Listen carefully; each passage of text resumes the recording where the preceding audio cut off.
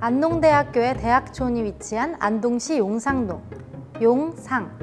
용이 위로 가다라는 뜻의 이 지명에는 용의 승천과 관련된 설화가 깃들어 있다는데요.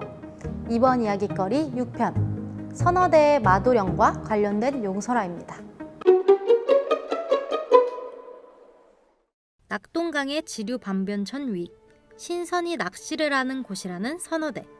지금은 여러 번의 공사 이후로 모습이 많이 바뀌었지만 예전에는 안동 팔경이라고 할 정도로 빼어난 경관을 가지고 있던 곳인데요. 드넓은 낙동강 물줄기 사이로 우거진 숲과 절벽섬이 남아있어 그 흔적을 아직도 엿볼 수 있습니다. 이 선어대가 있는 동네 이름은 앞서 말했듯이 용상. 용이 승천한 동네라는 뜻의 지명. 한국 어느 동네에나 용과 관련된 설화가 있다지만 이 동네에는 역동적이고 다소 충격적이고 인간미까지 느껴지는 용의 설화가 돋보이는데요. 안동댐이 수몰되기 전에 있었던 이마의 도연폭포부터 이 선어대에 이르기까지 평범해 보이지만 왠지 모를 웅장함이 느껴지는 이 물줄기가 용설화의 배경이 되는 범위입니다. 용설화가 전승되는 지역은 보통 바위와 물이 어우러진 곳입니다. 옛 사람들은 바위 틈에서 물이 새어나오거나 발원해서 고이는 곳이 있으면 특히나 신비하게 여겼습니다. 안동에는 댐이 생기면서 수몰된 지역들이 많은데요. 도연폭포 역시 이전에는 용이 나온다고 충분히 느껴질 만큼 강위의 떡하니 깎아지른 자연절벽 사이로 폭포가 내려왔었는데요. 이제는 사진에서만 확인할 수 있는 모습입니다. 지금은 대부분이 잠겨 머리만 겨우 볼 수 있다고 하네요. 이 설화의 전체 내용은 이렇습니다. 마도령이라는 사람이 이 일대를 지나다 한 묘령의 여인을 만나게 되는데요. 내일 이곳에서 용이 싸우게 될 테니 회방을 놓아달라는 부탁을 듣게 됩니다. 다음날 마도령은 싸움에 회방을 놓으러 가지만 너무나도 커다란 용의 싸움에 겁이 질려 임무를 다하지 못하고 꼭 다시 다음 싸움이 일어나게 되면 회방을 놓아라. 그러면 충분한 보상을 받을 것이다. 하고 여인은 재차 부탁합니다. 다음날 다시 싸움이 시작되고 마씨가 회방을 놓아 이 싸움에서 이긴 용이 무사히 승천합니다. 용이 승천하자 사흘 밤낮으로 이 동네에는 비가 내리고 이 마씨의 동네이던 용상 일대는 한참 넘친 비 때문에 황토가 흘러나와 옥토가 되어 불을 가져다 주었다고 전해집니다.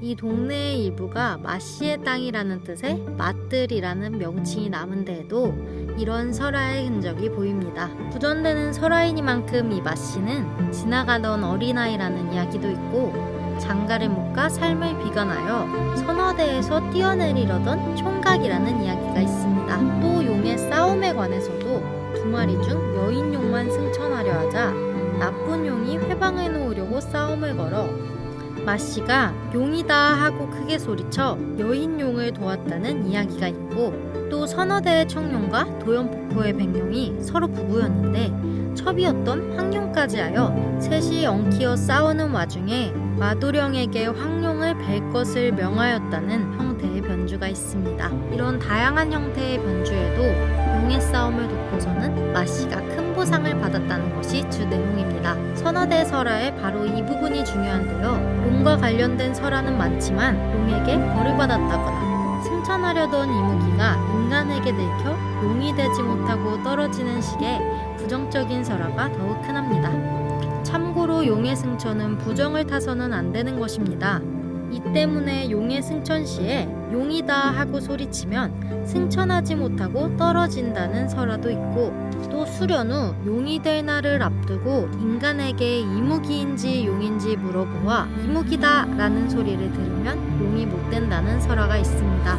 이와 같이 용의 설화들은 언어적 금기의 모티프들을 포함하고 있는 경우가 많습니다. 이런 사건 이후에 동네나 사람이 화를 입게 되었다는 것도 부수적으로 따라오는 부분입니다. 그런데 화를 입었다거나 불안 요소가 있는 일반적인 용설화와 달리 용이다를 외쳐 선한 용의 승천을 도왔다거나 애정 싸움을 한다거나 보상을 준다는 식의 친근한 용의 모습으로서의 변주가 많이 보입니다. 이와 같이 같은 모티프들을 가지고 동네에 따라 또 구술자의 취향에 따라 전개 방식을 바꾸어 서사의 차이를 주는 것이죠. 설화의 변주는 각 동네 사람들의 재치를 볼 수 있는 대목입니다. 기존의 용설화와는 다른 방식으로 재미있게 변형한 형태를 보여주는 선어대의 용설화. 이 이야기를 마도령에 의해 승천하지 못하고 떨어진 황룡의 시점에 맞춘 새로운 이야기가 있습니다. 마도령의 후손에게 어떻게든 복수해보려고 하는 황룡의 이야기를 그려낸 웹툰입니다. 웹툰 용이라고 불러줘의 이진아 작가님, 잠시 만나보겠습니다. 네, 용이라고 불러줘는 용이 되고 싶은 이무기의 고군분투기를 그린 만화입니다. 안동의 설화를 소재로 한 웹툰을 지원을 해주는 사업이 있다고 말을 전해 들어서 그렇게 준비를 하게 되었습니다. 되게 재밌는 설화도 많더라고요. 근데 그 중에서도 특히 용이 나오는 선어대 설화에 관심이 가서 선택을 하게 되었습니다. 일청룡은 용이 되어서 승천을 했고 마씨는 용에게서 맞들을 받아 분홍이 되었습니다. 그런데 용두의 결투에서 진 황룡에 대한 이야기는 서술이 되어 있지 않았어요. 그래서 전설에서 잊혀진 황룡을 주인공으로 삼았고 황룡 역시 승천을 할 수 있을 정도의 신물이라고 생각을 해서 악당이 아닌 또 다른 주인공으로 설정을 해봤어요. 그래서 청룡과의 승부에서 졌지만 승천을 포기하지 않고 또다시 도전하는 인물로 그려보고 싶어서 황룡을 주인공으로 삼았습니다. 네, 저는 우리나라 전통 소재를 한 조선시대 또는 그 이전의 시대의 만화도 되게 좋아하거든요. 지역마다 찾아보면 되게 많아요. 한국의 전통에 대해서 그리고 싶으신 작가분들이 있으면은 숨겨져 있는 설화를 찾아보시고 그리고 그것들을 가지고 웹툰을 만드는 것도 굉장히 재밌는 일이 될 거라고 생각을 합니다. 경상북도 역사 문화의 고장인 만큼 전통 소재를 원천 소스로 한 콘텐츠들이 참 많은데요. 과거의 소재들 다 비슷한 듯 보여도 창작자의 역량에 따라 바꾸고 재창조하게 되면 새로이 숨쉬는 이야기들을 만들 수 있는 거겠죠? 웹툰을 통해 다시 태어나는 옛 설화들과 이야기들, 이런 신비로운 이야기들이 더 많아졌으면 좋겠습니다. 휘몰아치는 용의 설화, 선어대 설화. 이번 이야기거리 여기서 마무리합니다. 알찬 이야기, 재밌는 이야기, 이야기거리 앞으로도 많이 기대해주세요. 안녕!